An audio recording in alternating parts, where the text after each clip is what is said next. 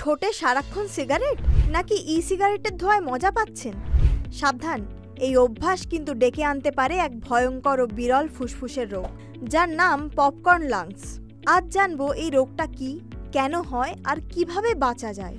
এই রোগে ফুসফুসের ভেতরে ছোট শ্বাসনালীগুলো শক্ত হয়ে যায়, ফলে নিঃশ্বাস নিতে কষ্ট হয়। এই নাম এসেছে ডায়াসিটাইল নামের এক কেমিক্যাল থেকে, যেটা একসময় পপকর্ন তৈরির ফ্লেভারে ব্যবহার করা হতো। এই কেমিক্যাল শরীরে গেলে ফুসফুসে সংক্রমণ দেখা দেয়। ই সিগারেটের মাধ্যমে অ্যাসিটালডিহাইড ডায়াসিটাইলের মতো রাসায়নিক ফুসফুসে যায়, যা সময়ের সঙ্গে বড় ক্ষতি করে।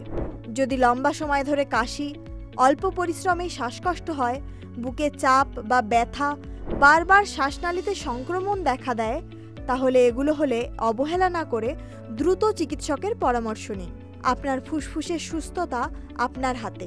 পপকর্ন লাংস বিরল, কিন্তু একবার ধরা পড়লে জীবন বদলে দিতে পারে।